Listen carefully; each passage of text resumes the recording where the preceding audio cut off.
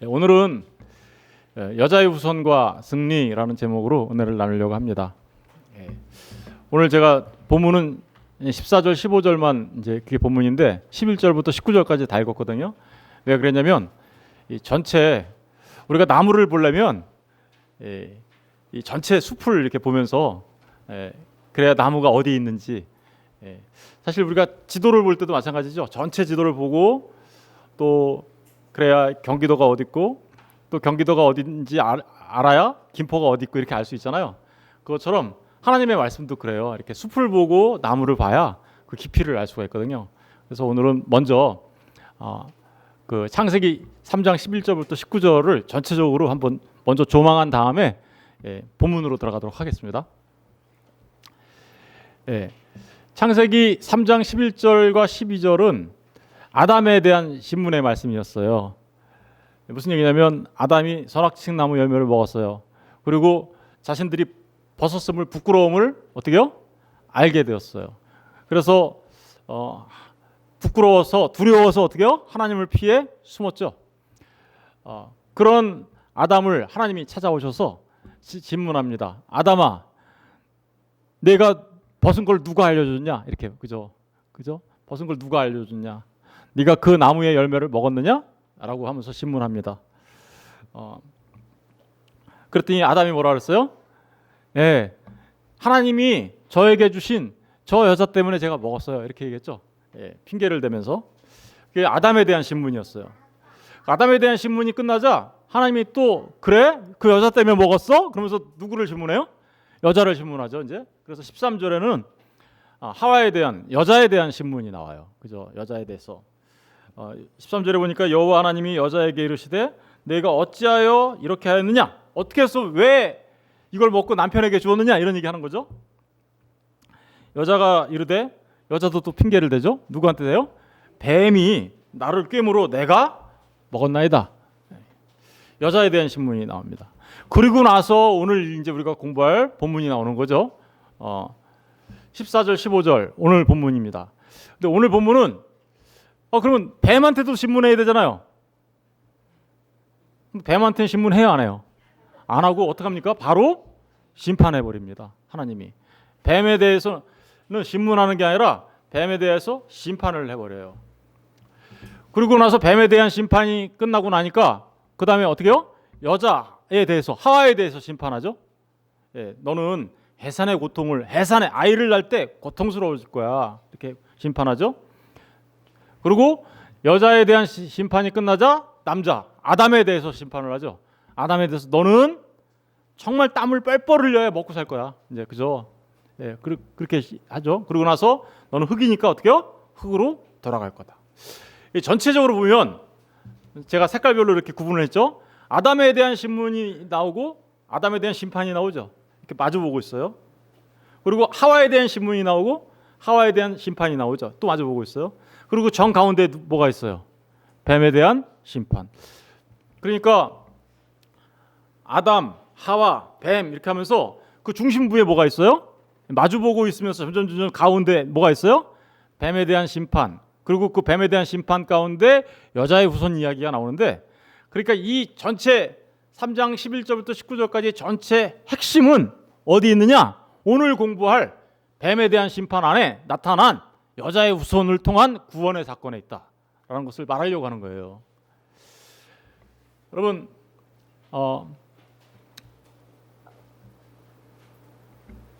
그러고 보니까 어떤 일이 벌어져요? 보세요. 하와에 대한 심판, 아담에 대한 심판 이전에 어떤 일이 벌어져요?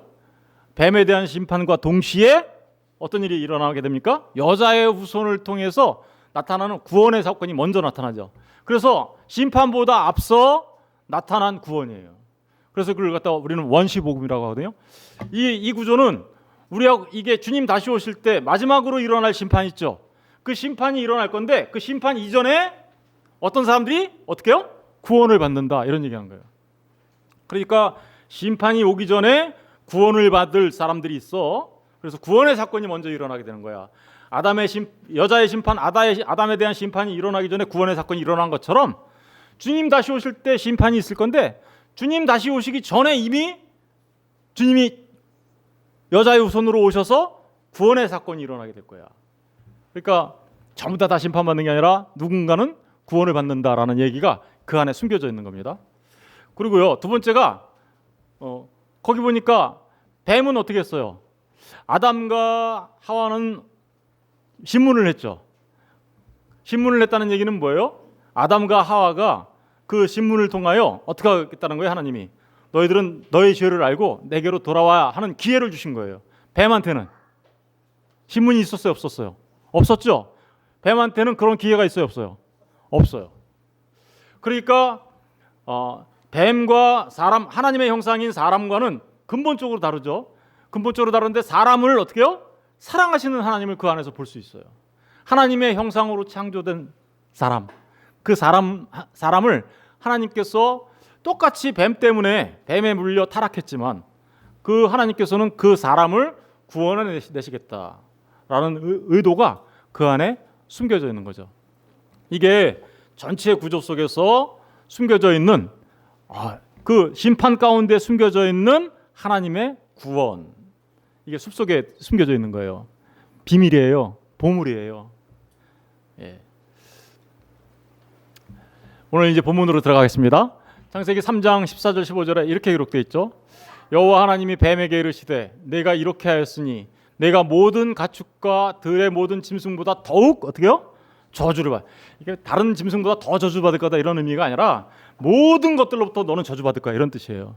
예? 모든 것들로부터 너는 저주를 받을 거야. 그리고 저주를 받아 뭘로 댕긴다고요? 배로 다니고 살아있는 동안 어떻게 한다고요? 흙을 먹을지어다. 뱀이 죽고 나면 어떻게 될까요? 뱀은 그 심판이 끝나버리죠. 죽음으로. 그죠? 근데 뭘로 댕겨요? 배로 다니고 그리고 뭘 먹어요? 흙을 먹어요. 참 신기한 말이 써있어요. 이게 저주받아서 뱀이 그러니까 우리 뱀 보면 어때요? 다 이게 배로 이렇게 기어다니잖아요. 그러니까 저주받기 전에는 그럼 뱀이 배로 안 다녔나? 어떤 것 같아요? 우리 뭐죠? 도롱뇽 저기 도마뱀 치면 다리가 달려가지고 막 다니다가 저주받아가지고 다리가 싹 없어져가지고 배로 댕기는 거예요? 우리 도롱뇽이나 악어나 이런 것들이 그렇잖아요, 그죠? 그러면 다리가 있잖아요, 그것도. 다리가 있는데 갑자기 저주를 받아가지고 야, 너는 저주 받았으니까 이제 다리가 싹 없어져가지고 이렇게 배로 다닌 거예요? 그리고 더 신기한 게 있어요. 이 뱀이 흙을 먹어요? 뱀이 흙 먹나요? 뱀 흙 안 먹어요. 예. 뭐 이렇게 잡아먹잖아요. 날파리 같은 거 잡아먹고 개구리 같은 거 잡아먹고 그런 거 먹지 무슨 흙을 먹어요. 그럼 흙을 먹는다고 얘기하나요? 이게 참 신기한 말들이 막 이렇게 우리가 이 말씀들을 보면서 생물학적으로 뱀은 다리가 원래 있었는데 저주받아서 없어졌나 봐. 이렇게 생물학적인 접근을 하면 그건 전혀 성경을 엉뚱하게 보는 거예요. 뱀이 무슨 흙을 먹어요? 뱀이 흙을 먹나? 그러면서 먹나 안 먹나 관찰해볼까? 이러면서 뱀이 먹는 걸 계속 찍고 있다가 뭐 그런 식으로 해서 하나님 말씀 틀렸네? 이렇게 얘기하면 흙을 안 먹으니까, 그죠? 그렇게 하면 정말 하나님 말씀을 잘못 보는 거죠. 여기에는 굉장히 깊은 의미가 있어요. 근데 오늘은 그거 못해요. 오늘은 이거는 다음 주 예고편이에요. 다음 주에 배라는 제목으로 은혜를 나눌 거거든요. 왜냐면 오늘 그것까지 하면 너무 길어가지고 여러분들이 너무 힘들어요. 그래서 오늘은 15절에 나오는 먼저 여자의 후손에 관해서 먼저 생각해 보려고 그러는 거죠. 15절에 보니까 내가 너로 여자와 원수가 되게 하고 너가 누구죠? 뱀이죠. 뱀한테 지금 계속해서 저주하고 있는 거예요. 심판하고 있는 거예요. 원수가 되게 하고 내 후손도 여자의 후손과 뭐가 돼요? 원수가 되게 하리니 내 여자의 후손은 내 머리를 어떻게 해요? 상하게 하고 또 너는 그의 발꿈치를 어떻게 해요? 보니까 뱀과 여자의 후손, 뱀의 후손과 여자의 후손이 있는데 이 뱀이 어떻게 해요? 이 여자의 후손의 발꿈치를 상하게 한다. 둘 다 상하게 해요, 서로. 그죠? 여자의 후손도 뱀의 머리를 상하게 하고 뱀은 여자의 후손의 발꿈치를 상하게 한대요. 그죠? 둘 다 상함을 줘요. 그런데 보니까 누가 이기는 것 같아요? 저렇게 하면? 여자의 우선이 이기는 거죠. 왜 그럴까요? 머리를 상하게 한다는 것은 치명적이죠. 예, 머리를 상했어. 그러면 그건 죽는 거잖아요, 그죠? 치명적이지만 발꿈치를 상한 거는요, 예, 치명적이지 않죠, 그는. 예, 발꿈치를 상한다는 얘기는 아픔이 있고 고통이 있지만 그것은 치명적이지 않다. 생명에 지장이 없죠. 그러니까 누가 승리한 거예요? 요 말씀에서 보면 여자의 우선이 승리하는 거죠. 이 얘기가 바로 뱀의 심판 안에 숨겨진 뭐예요? 구원에 관한 이야기죠. 그죠? 그럼 우리가 이제 여자의 우선이 누군가? 여러분들 다 이미 예상하고 있죠? 여자의 우선이 누구예요? 어떻게 그렇게 단적으로 이렇게 얘기한대요? 나 오늘 설교하면 안 되겠네. 끝. 예. 여자의 우선이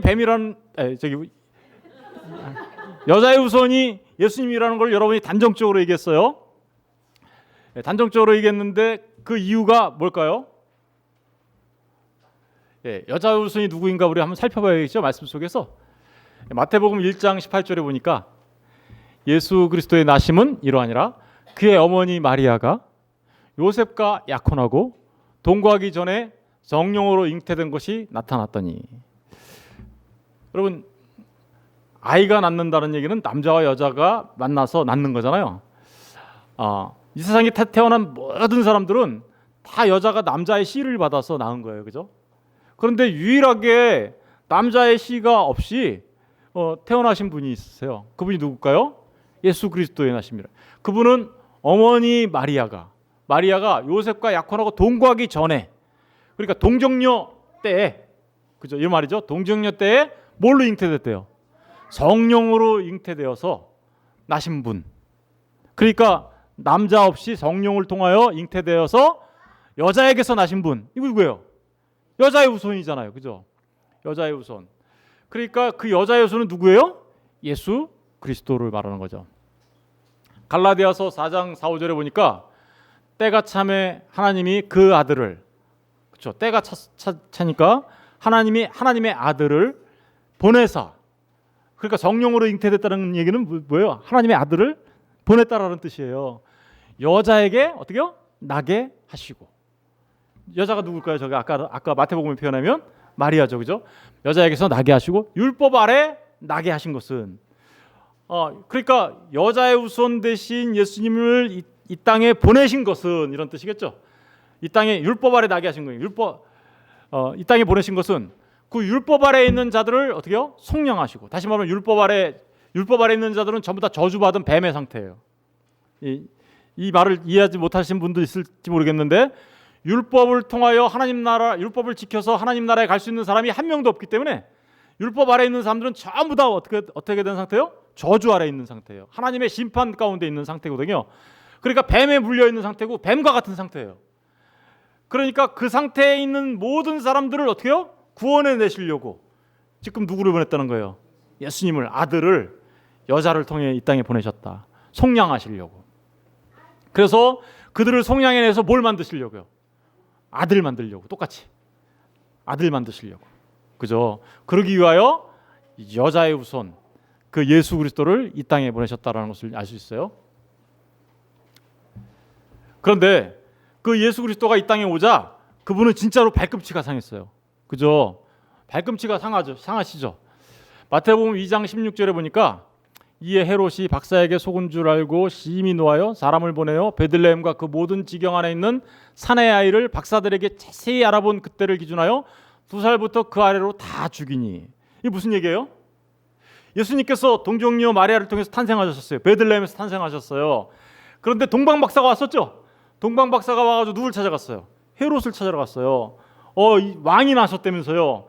헤롯은 자기가 왕인 줄 알았는데 동방박사들을 오더니 왕이 났다고 막 그러니까, 나 말고 누가 왕이 또 있어?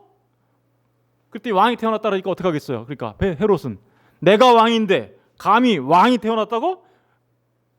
야, 걔 몇 살 먹었어 지금? 2살 아래예요. 2살 아래. 그러니까 그래? 2살 아래 싹 다 죽여. 이렇게 된 거죠. 사단은 끊임없이 예수님을 죽이려고 했어요. 그죠? 예수님을 죽이려고 끊임없이 사람들을 통하여, 헤롯을 통하여서 어려서 태어나자마자 죽이려고 하죠. 그래서 어떻게 해요? 예수님이 요셉과 마리아가 주님이 알려주시는 대로 어디로 도망가요? 애굽으로 피신하시죠. 그래서 계속 사단은요, 예수님을 상하게 하려고 그때부터 태어나시자마자 그때부터 공격하기 시작합니다. 그죠? 공격하기 시작해요. 마태복음 4장 1절에 보니까 예수님께서 성인이 되셨어요. 그때 예수께서 성령에게 이제 세례 요한한테 세례를 받으시고, 그리고 나서 하늘에서 이렇게 얘기하죠. 이는 내 사랑하는 자요, 내 기뻐하는 자다라고 하나님께서 얘기하신 다음에 성령님께서 인도하시는 것을 따라서 광야에 나가셨는데, 광야에서 시험을 당하시죠. 누구한테? 마귀에게. 이 마귀에게 광야에서 시험 당한다는 얘기는 마치 아담이 에덴 동산에서 뱀을 통하여 시험 당하는 일과 선악과 시험을 당하는 일과 똑같은 일이에요. 다시 말하면 마귀는요, 끊임없이 예수님을 시험하여서 누구처럼 만들려고 그래요? 실패한 아담처럼 만들려고 해요. 다시 실패하게 만들려고. 그죠? 계속해서 도전해 오죠. 예수님을 어떻게서라도 쓰러뜨리고 상하게 하려고 합니다. 그러나 예수님은 거기서 어떻게 하세요? 말씀으로 마귀를 물리치고 승리하십니다.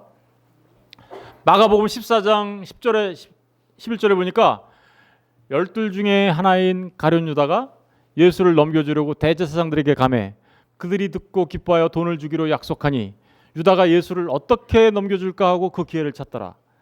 마귀는 또 누구를 이용하여? 사탄이 유다한테 들어가요. 그래서 유다가 사탄의 종 노릇하죠. 그래서 어떻게 합니까? 유다가 예수를 죽이려고 하는 대제사장과 서기관과 바리새인들한테 누구를 넘겨요?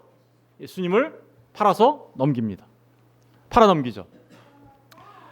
그 팔아 넘기는 일을 통하여 예수님이 실제로 어떻게 돼요? 체포되고 붙잡히게 되죠.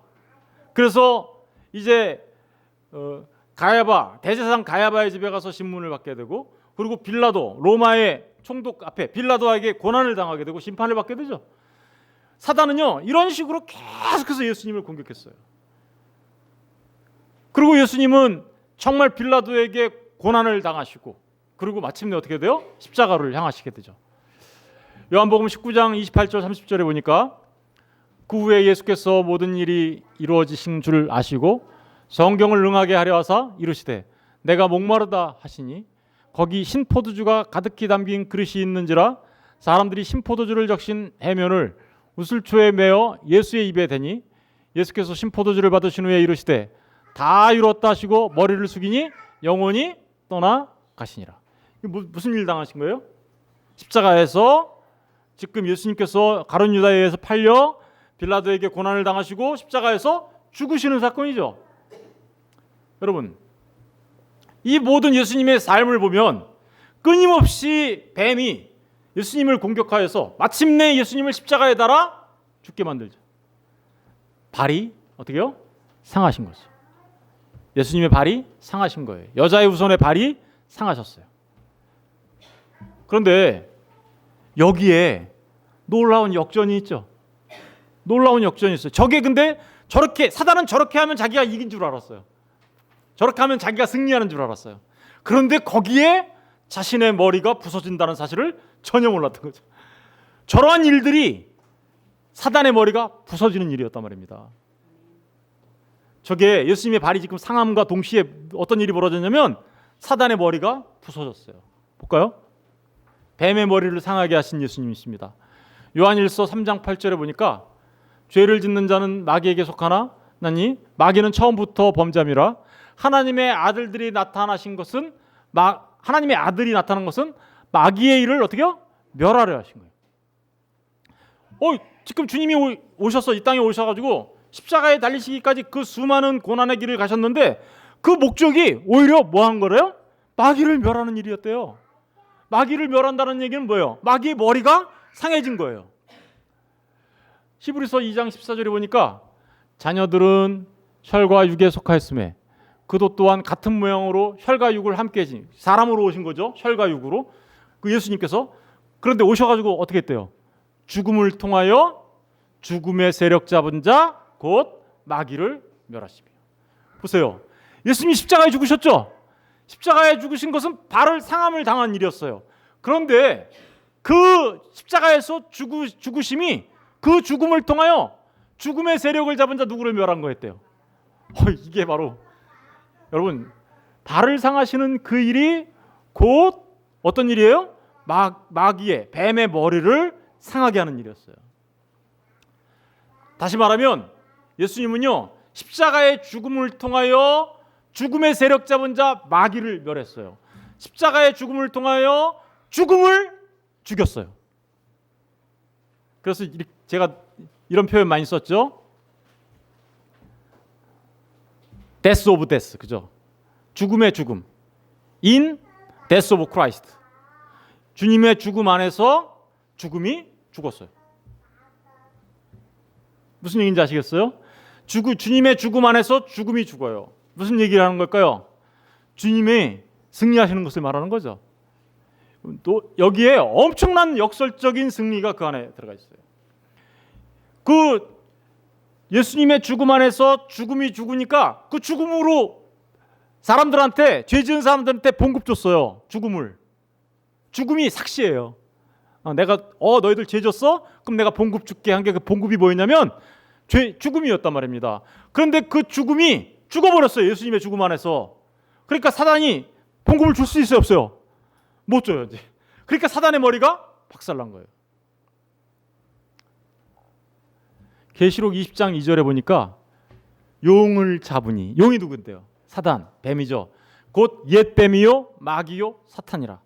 잡아서 1000년 동안 어떻게 했대요? 결박하였다.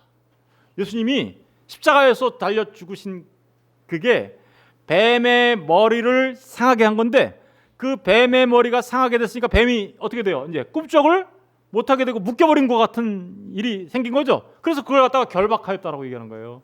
결박하였다. 마가복음 3장 20절에 보니까 사람이 먼저 강한 자를 결박하지 않고는 그 강한 자의 집에 들어가 세간을 강탈하지 못하리니 결박한 후에야 그 집을 강탈하리라. 무슨 얘기일까요? 사람이 먼저 강한 자를 주님이 저와 여러분을 그 사단의 집에 지금 누구처럼 돼 있어요? 사단처럼 돼 있는 저와 여러분, 그래서 저주받아 마땅한 저와 여러분을 구원해 내시기 위하여 어떻게 했냐면요, 그 강한 자를 결박해 버렸어요. 사단을 십자가에서 죽으신 그 죽음을 통하여 사단의 머리를 박살내심으로 사단을 결박해 버렸어요. 그리고 나서 결박했더니 어떻게 돼요? 이제 거기에 있는 세간들을 끄집어내올 수 있게 된 거죠. 그렇죠? 세간. 그 세간은 누굴까요? 저와 여러분이죠. 저와 여러분을 지금 주님이 사단의 집안에 있었던 그 세간들을, 사단을 묶어버리고 끄집어내오는 거예요. 이걸 구원이라고 하는 거예요. 이게 구원이에요. 주님의 발꿈치가 상하고 사단의 머리가 박살나자 사단이 결박당하고, 그러자 사단을 아버지라고 했던, 그죠? 마귀를 아버지고 마귀의 자녀들이었던 그들을 다 끄집어내오기 시작하는 거예요. 끄집어내와요. 그래서 세간을 강탈해 오는 거죠. 근데 그 일은 언제 일어난다고요? 결박한 후에야 그 집을 강탈한다. 이 얘기가 저와 여러분을 사단에게 붙잡혀 있던 주님이 우리를 끄집어내 오시는 그 얘기를 하고 있는 거예요. 그런데 이 사단은 머리가 부서졌죠. 머리가 부서졌는데 아직까지 완전히 멸망당했어요? 안 당했어요? 아직 안 당했어요. 그런데 이 사단은 이제 마침내 멸망당하게 될 거예요. 계시록 20장 10절에 보니까 또 그들을 미혹하는 마귀가, 지금도 마귀가 아직도 미혹하고 있어요. 불과 유황못에 던져지니, 불과 유황못은 지옥을 말하는 거예요. 이제 영원히 심판받은 장소 던져지니, 거기는 그 짐승과 거짓 선지자. 짐승은 뭘까요? 마귀의 앞잡이 노릇했던 사람들이에요. 세상의 권력자, 세상의 힘을 갖고 있던 자, 그래서 예수님을 믿는 자들을 힘들게 하고 협박하고 못살게 굴었던 자들, 그리고 예수님을 믿는 자들을 미혹하게 만들었던 자들, 그들을 짐승이라고 하고요. 거짓 선지자는 누굴까요? 마귀의 앞잡이가 되어 하나님의 말씀을 전한다라고 얘기하면서 하나님의 말씀이 아닌 거짓을 전하는 거죠. 뱀처럼. 그죠? 뱀이 어떻게 했어요? 하나님의 말씀을 살짝 바꿨잖아요. 그죠? 바꿔가지고 안 죽어 먹어도 이러면서, 선악과 먹어도 안 죽어 이러면서 바꾸잖아요. 그런 것처럼 하나님의 말씀을 전하는 것 같아요. 그런데 하나님의 말씀을 전하는 게 아니라 거짓을 전해요. 그래가지고 나는 분명히 하나님을 믿었는데 그 사람 말을 듣고 알고 봤더니 거짓을 믿고 있었네. 그럼 어떻게 되나요? 그는 거짓의 아비, 마귀의 자녀가 돼서 결국은 유황불못에 들어가는 거죠. 그런데 그 마귀, 그러니까 마귀와 짐승과 거짓 선지자, 그죠? 이 악의 삼위일체죠, 그죠? 예, 그들을 전부 다 어디요? 불과 유황불못에 던져낼 거다. 언제 이런 일이 일어날까요? 주님이 다시 오실 때. 지금까지 말씀드린 거를요, 제가 하나의 표로 그려왔어요. 예, 주님의 승리와 마귀의 멸망에 관한 것을 이렇게 여러분들도 보신 분들도 있겠지만 오늘 잘 한번 이해해 보세요. 이게 뭘까요? 이게 시간이에요. 시간. 역사예요. 역사. 역사 속에서 이렇게 시간이 흘러가죠. 그런데 예수님께서 초림하셨죠. 예수님께서 여자의 후손으로 이 땅에 오셨어요. 그죠? 여자의 후손으로 이 땅에 오셔서 마귀가 예수님을 상하게 하려고, 없이 하려고 십자가 달려 죽게 만들었어요. 마귀가. 그런데 사실은 그것은 하나님의 계획이었어요. 마귀는 그런 걸 전혀 몰랐던 거죠. 예, 하나님의 계획이었어요. 십자가 달려 죽으시는 게. 그 하나님의 계획이 이루어지자 어떤 일이 벌어졌을까요? 그날이 마귀의 머리가 부서진, 그래서 주님이 승리하신 결정적인 날이죠. 그래서 그날을 우리는 D-Day라고 해요. D-Day. 이 날은 승리가 어떻게 된 거예요? 결정된 날이에요. 결정된 날. 왜요? 주님이 비록 발뒤꿈치가 상하시는 십자가의 죽으심을 죽으셨지만 그때 마귀는 어떻게 됐어요? 완전히 머리가 부서지는 일이 일어났단 말입니다. 그러니까 그때 뱀의 머리가 어떻게 됐어요? 상해버렸어요. 한번 생각해 보세요. 머리가 상하면 죽나요, 안 죽나요? 이제 죽게 되는 거죠. 그때 그 승리의 날, 뱀의 머리가 상하자 하나님 나라가 이 땅에 왔어요. 그죠? 그래서 우리는 이 땅에서 하나님 나라를 이 땅에 살지만 하나님 나라를 경험하면서 사는 거죠. 예. 우리가 지난주에 말했잖아요. 그래서 우리는 늘 편안한 날이 없어요. 땅에서는. 그죠? 그런데 우리가 하늘의 그것을 맛보면서 평안을 누리면서 살아갈 수 있다는 것을 지난주에 우리 했잖아요. 그죠? 그 얘기가 바로 이런 얘기예요. 그런데 뱀의 머리가 상했는데 아직까지 뱀이 그 유황불못으로 들어가지 않았죠? 언제 들어갈까요? 주님이 재림하시는 날. 그때 재림을 하시게 되면 시간, 이 역사가 끝나는 거예요. 세상에 종말이 오는 거예요. 끝이 오는 거예요. 끝. 그 끝이 오면 어떤 일이 벌어지냐? 그때를 우리는 V-Day라고 해요. V-Day가 무슨 뜻일까요? 빅토리 데이. 완전하게 승리가 완성되는 날이에요. 무슨 얘기인지 아시겠죠? 승리가 결정적으로 결정된 디시전이죠. 그죠? 그걸 D-Day라고 하는 거고 V-Day는 빅토리. 완전히 승리가 확정되는 날을 말하는 거예요. 그 승리가 확정되는 날이 언제냐? 주님이 다시 오시는 때예요. 그런데 그때 마귀는 어떻게 되나요? 마귀와 짐승과 거짓 선지자는 그때 어떻게 해요? 유황불못에 던져지게 되는 거죠. 자, 이제 한번 생각해 볼게요. 지금 우리는 어디 사나요? 주님의 초림과 재림 사이에 우리가 살아가고 있죠. 그러면 뱀은 어떤 상태에 있는 건가요? 머리는 상했지만 아직도 어제 죽을 거지만 아직도 살아서 꼬리치고 있어요. 제가 어렸을 때 딱 이맘때예요. 이맘때 되면 여름방학 때, 초등학교 다닐 때인데 여름방학 때 우리는 지금 요즘 애들은 전부 다 수영장 가고 뭐 바다에 해수욕장 가고 그랬는데 저희는 어떻게 했냐면요. 저희 어렸을 때는 빨개 먹고 개울가에 가서 막 놀았어요.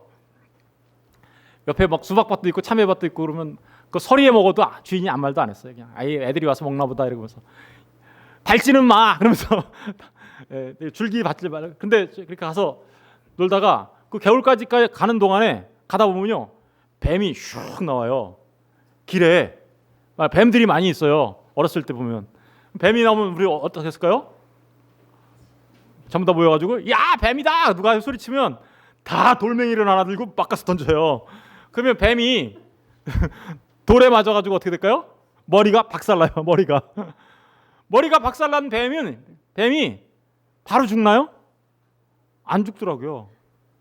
얘가요 계속 꼬리를 쳐요. 꼬리를 치면 우리는 어떤 걸 들었냐면요, 이 독사는요 꼬리를 친대요. 진짜 그런지 안 그런지 몰라요. 저 어렸을 때 그렇게 믿었으니까. 꼬리를 치면 막 우리가 무서워가지고 뱀이 지금 죽었잖아요. 머리가 상했으니까. 근데 꼬리치니까 아직 살아있는 것처럼 보이잖아요. 그러니까 우리가 무서워서 도망갔어요. 왜 도망간지 아세요? 꼬리치면 다른 뱀을 부르는 거다 이거. 그래가지고 뱀들이 몰려오기 전에 도망가! 그러면서 다 도망갔어요. 진짜 어렸을 때 그랬어요. 그러니까 무슨 얘기하는 걸 하려고 그러냐면 뱀의 머리가 상했는데 그 뱀이 유황불에 던져지기 전에 꼬리치면서 활동한다라는 거죠. 근데 그 꼬리치면서 활동하는 게 사실은 무서운 일이에요. 아직까지도. 분명히 승리가 결정됐지만 뱀이 아직도 여전히 꼬리치고 활동한다라는 거예요. 어떻게 활동하는지 아세요? 뱀이 마지막 때이죠. 자기가 이제 죽을 날이 얼마 안 남았잖아요. 그러니까 마지막 때인 줄 알고 발악을 합니다. 최후의 발악. 계시록 12장 12절 보니까 그러므로 하늘과 그 가운데 거하는 자들은 즐거워하라. 그러나 땅과 바다는 화했을진저 이는 마귀가 자기의 때가 얼마 남지 않은 줄을 알므로 얼마 남지 않은 줄 알아요. 그래서 크게 분내어 너희에게 내려갔다. 어휴, 우리한테 내려갔대잖아요. 이게 이제 죽을 줄 알고 그러면서 어떻게 해요? 최후의 발악을 하는 거죠. 그래서 어떻게 해요? 세간들 빼앗긴 세간 자기가 어떻게 해요? 도로 뺏어가려고 발버둥을 치겠죠. 그래가지고 그 세간들을 도로 뺏어와가지고 어떻게 하려고요? 자기와 함께 유황불에 던지려고 발버둥을 친다니까요. 이미 자기가 빼앗기지 않은 아직도 자기 수중에 남아있는 세간에 대해서는 가서 발버둥 칠까 안 할까요? 안 하겠죠. 세상 사람들에 대해서는 안 해요. 근데 예수를 믿고 예수님과 함께 그 세간으로부터 나온 하나님의 백성들에 대해서는 끊임없이 이 뱀이 와서 미혹하고 야 그거 아니야 그러면 속이려고 그러고 그리고 우리를 거기 다시 그 하나님 믿는 자리에서 떠나게 하려고 발버둥을 치면서 하겠죠. 그걸 베드로 사도는 이렇게 얘기했어요. 근신하라 깨어라 너희 대적 마귀가 우는 사자같이 두루다니며 삼킬 자를 찾나니. 마귀가 지금 머리가 부서진 상태예요. 그러니까 사실은 우리를 어찌하지는 못해요. 그런데도 불구하고 마귀는 끊임없이 우는 사자처럼 먹잇감을 찾아 어떻게요? 두루 다닌다라고 얘기하는 거죠. 그러니까 베드로 사도가 얘기한 거예요. 근신하고 깨어 있어서 그 마귀를 대적해야 돼. 그럼 어떻게 우리가 마귀를 대적할까요? 여러분, 저와 여러분이 지금 마귀가 와서 우는 사자처럼 공격한다는 거 안 한다는 거예요. 공격해요. 공격하는데 그러면 어떻게 하면 그 마귀를 대적해서 우리가 이길 수 있을까요? 우리 지난주에는 하나님의 전신갑주를 입으라고 우리가 공부했죠. 오늘은 마귀를 대적하는 거에 대해서 이제 공부할 거예요. 우리가 이거 잘 알아야 되겠죠. 마귀를 어떻게 대적할 건지. 마귀를 대적하라 그러니까 사람들이 이제 이렇게 생각해요. 야, 마귀야, 물러가라. 내가 예수 이름으로 명하는데 마귀야, 물러가라. 이러면 물러가는 줄 알아요. 그러면 물러갈까요? 무슨 주문 외우면 무슨 주문 외우는 거잖아요, 그죠? 내가 예수 이름으로 명한다. 마귀야, 물러가라. 물러가요? 제가 이런 비유를 그거 안 된다는 거 어떻게 표현했어요? 옛날에 한번 얘기한 적이 있는데 깜깜한 밤에 화내져라, 화내져라 이렇게 소리친다고 예수 이름으로 화내져라 한다고 화내집니까? 어떻게 하면 화내져요? 불 켜면 돼, 불 켜면. 그러면 화내지잖아요. 그런데 그렇게 소리치면 그렇게 되는 귀신도요. 우리가 예수의 이름으로 소리친다. 마술적인 방법 그런 거 하면은 되는 줄 알고 또 어떤 사람은 십자가를 막 만들어 이렇게. 그래가지고 십자가를 들고 다니면서 마귀야 물러가라 이렇게 십자가를 들이대면서 그런 거 해요 안 해요? 영화 같은 데서 보면 그렇게 막 했잖아요. 마귀가 우습죠. 너 누구냐 이러면서 내가 예수도 알고 바울도 알고 다 아는데 넌 누구냐 이러면서 오히려 올라타가지고 실제로 사도행전에 가서 보면 스게와 아들들 사건이 나와요. 걔네들이 막 그렇게 하고 댕겼거든요. 넌 누구냐 이러면서 마귀가 우습게 알아요. 그렇게 해서 마귀가 쫓겨나는 게 아니에요. 마귀가 쫓겨나는 건 이렇게 했었다는 거예요. 야고보서 4장 7절 12절 보세요. 한번 읽어볼까요? 다 같이 시작. 그런즉 너희는 절지어다 마귀를 대적하라. 그리하면 너희를 왜 보니까 마귀를 대적하라라는 말이 나오죠. 그러면 마귀가 어떻게 된대요? 너희를 어떻게요? 피한다. 근데 그 앞에 뭐라고 돼 있어요? 그러니까 마귀를 대적하는 건 뭐 하면 되는 거예요? 하나님께 복종하면 되는 거예요.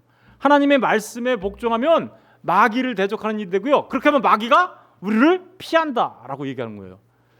보세요. 8절 보세요. 시작. 하나님을 가까이 하라. 그리하면 너희가 너희를 그러니까 하나님께 복종한다는 얘기는 뭐 하는 거예요? 다시 말하면 하나님을 가까이 하는 거예요. 그럼 하나님이 우리를 가까이 하면 우리가 하나님과 함께 있는 거죠. 그러면 마귀가 우리를 올까요? 도망갈까요? 그거 얘기하는 거예요. 마귀는요 이렇게 쫓아내는 거예요. 누구를 가까이 하면 되는 거예요? 하나님을 가까이 하면 되는 거예요. 하나님 말씀에 복종하면 되는 거예요. 그러면 마귀는 저절로 물러가는 거예요. 저절로. 여러분 빛이 비춰지면 저절로 어둠이 사라지듯이 하나님을 가까이 하는 자에게는 마귀가 접근을 못하는 거예요. 무슨 얘기인지 아시겠죠? 그런데 하나님을 가까이 하는 구체적인 방법들이 나와요. 이제 보세요. 죄인들아 손을 어떻게 해요? 하나님을 가까이 하는 방법이에요. 죄인들아 손을 어떻게 해요? 손을 깨끗이 하면 되는 거예요. 죄인들아 손을 깨끗이 하는 거. 여태까지 내 죄 짓는 손이었어요. 도둑놈의 손이었어요. 강도짓 하던 손이었어요. 그런데 나 이제 손 닦았어. 손 닦았다 그러면 뭐라는 거예요? 그런 거 안 해 이제. 이런 얘기잖아요. 노름하던 사람이 나 이제 손 닦았어. 그러면 무슨 얘기하는 거예요? 안 해. 이런 얘기잖아요. 똑같아요. 죄인들아 손을 깨끗이 하라. 무슨 얘기예요? 내가 옛사람의 그 육체의 정욕, 이생의 자랑, 안목의 정욕으로 살아가던 그 죄악된 삶을 씻었어. 이거 나 안 해. 그러면 어떻게 되는 거예요? 그게 하나님을 가까이 하는 거예요. 그게 그렇게 하니까 누가 물러간 거예요? 이런 거 좋아하는 건 누구예요? 육체의 정욕, 이생의 자랑, 안목의 정욕 하면서 막 죄 짓고 살아가고 막 이런 거 누가 좋아해요? 마귀가 좋아하잖아요. 마귀의 밥인 거예요, 그거는. 근데 그러니까 걔는 늘 마귀한테 사로잡혀 사는 거지만 이거 손 닦았어. 그리고 나 하나님 앞에 순종하며 살아갈래. 이런 사람은 어떻게 할까요? 마귀가 어떻게 될까요? 떠났겠죠.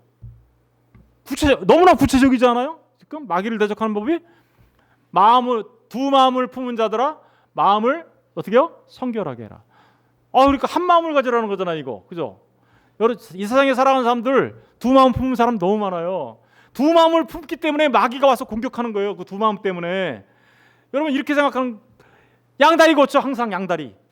연애를 하다가 양다리 걸치면 어떻게 돼요? 죽죠. 예? 죽는 거 아니에요, 그거? 걸리면?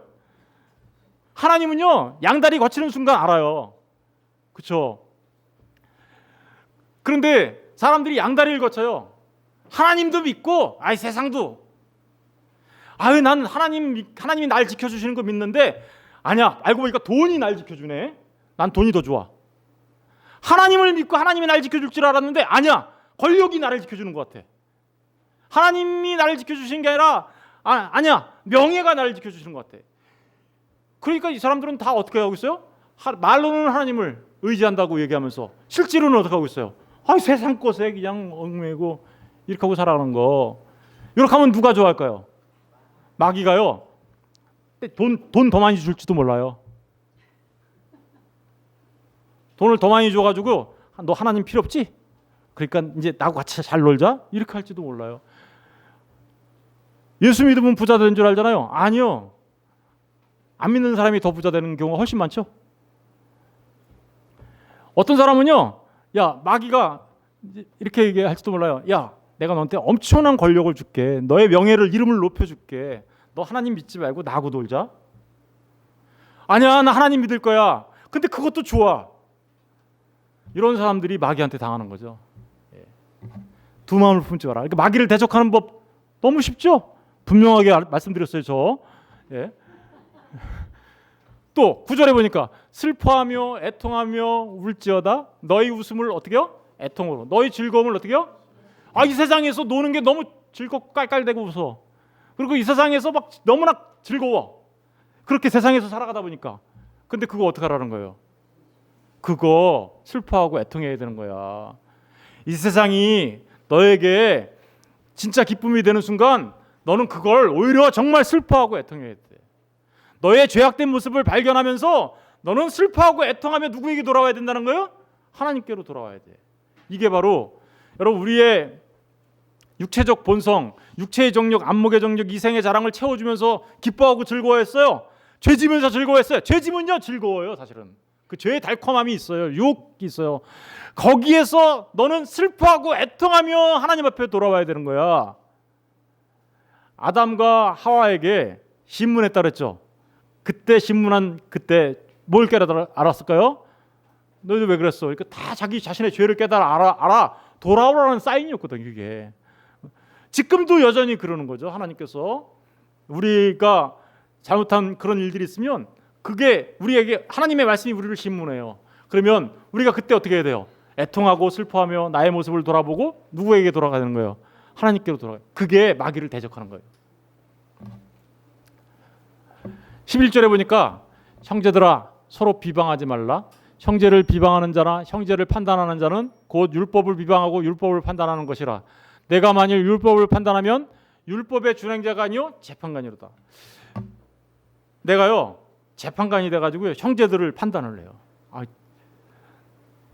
이 신앙생활 열심히 하는 사람들이 조심해야 될 거예요. 나는 이렇게 열심히 하는데 너는 왜 이렇게 안 하니? 나는 새벽기도 나오는데 너는 왜 안 나오니? 나는 이렇게 열심히 해서 봉사하는데 너는 왜 아무것도 안 해? 이렇게 하면서 사람들을 막 정지하는 거 이런 거 하면 돼요 안 돼요? 형제가 나에게 미운 짓을 했어요. 그러면 그것을 오히려 용서하고 사랑해 줘야 되는데 너는 왜 그런 짓을 하니? 하면서 판단하고 자기가 마치 심판자가 돼가지고 그를 비방하고 판단해요. 그러면 12절에 이렇게 기록되어 있죠. 입법자와 재판관은 누구래요? 오직 한 분이신 능히 구원하시기도 하며 멸하기도 하시니라. 누구예요? 하나님이시잖아요. 입법자와 재판관, 그 법을 만드시는 분도 하나님이시고 그 법에 따라서 심판하시는 분도 하나님인데 내가 마치 재판관인 것처럼 심판자인 것처럼 하나님의 자리에 올라가가지고 형제와 자매들을 마구 심판하고 난도질을 하고 그래요. 그러면 뭐 하는 거예요 지금 이거? 그게 타락한 아담이잖아요. 타락한 아담이 선악과 나무 열매 먹지 마.